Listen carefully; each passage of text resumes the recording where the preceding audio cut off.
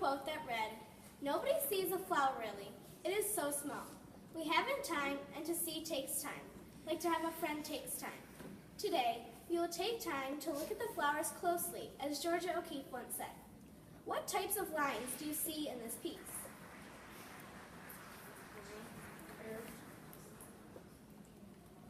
In this piece, there are not really any straight lines, which can create moods like mad, angry, or upset. Here, there are more curved lines and jagged lines here, which can sometimes create moods like calm, happy, or maybe even peaceful. If you could touch these flowers, what would they feel like? Well, the inside, I kind of prickly. I thought that they might feel smooth or soft. Think of a real flower and how it might feel like, and think of the softness and smoothness that this might feel like. If you could touch these flowers now in the painting, would they feel like a real flower, or would they feel different? You think they'd feel real? Why did you say that? I can just feel like I can reach up and touch them. She interprets it, I think, with reality. If you would follow me over here, this is the gallery of Georgia O'Keeffe.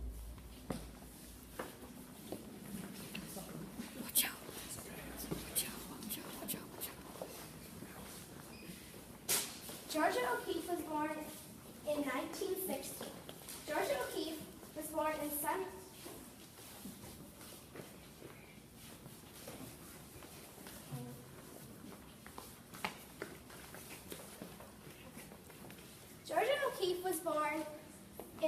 on November 15, 1887. She was the second child of 7 children. She grew up in Sun Prairie, Wisconsin, and went to many art schools throughout her life that she did not necessarily like. In 1916, she met a photographer named Alfred Stieglitz. He started to like her paintings more and more, and finally got married in 1918. Georgia's paintings were influenced by her natural surroundings. Can you see? After her husband died in 1972, Georgia moved to New Mexico for the rest of her life. She loved painting until she lost her eyesight in 1972. She died on March 6, 1986, at the age of 98. Georgia O'Keeffe created many modern art pieces. Modernism is characterized by changing attitudes about the art. This style of painting began with the Armory Show in 1913 and lasted through the Great Depression, which started in 1929 and ended in 1939.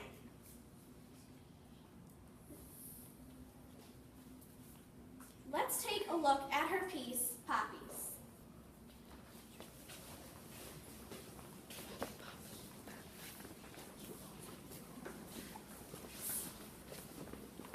I chose this piece because of the flowers. Flowers can be painted in so many ways using different materials. If you could change something about this painting, what would you do differently? I think the top flower would be more sweet. Cool. If I could change something about this painting, I would change the color.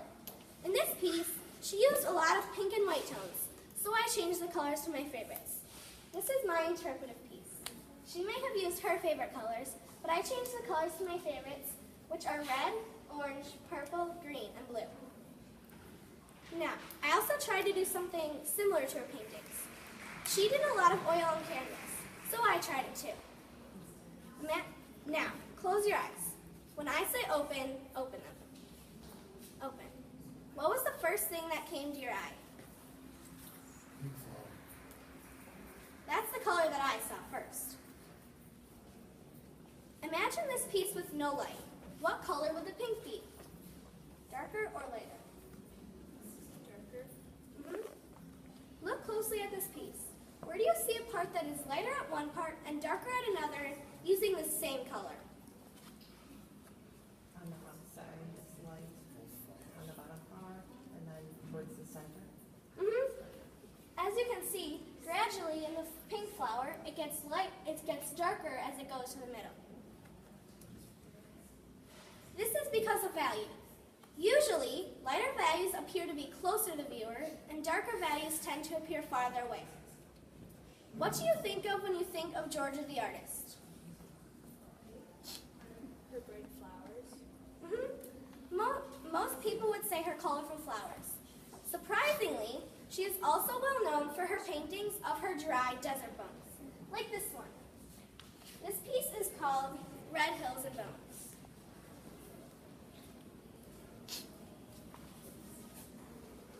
Here, what differences do you see between this piece and all the others you've seen so far? Seth? The other ones are happy and more colorful.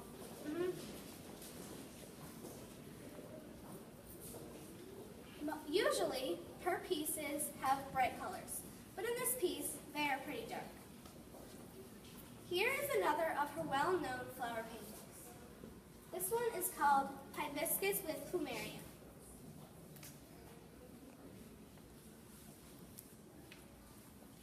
When you look at all these paintings, what do you think Georgia O'Keeffe was feeling while she was painting?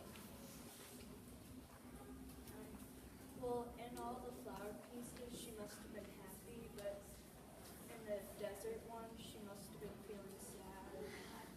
Yeah. This following quote gave me a better understanding about her as an artist. I've been absolutely terrified every moment of my life, and I've never let it keep me from doing a single thing I wanted to do. So remember this quote: if you are ever terrified or maybe even scared, consider painting a picture and think of Georgia O'Keeffe. I found Georgia O'Keeffe very inspiring to me, and I hope you learned a lot about who she is and her artwork.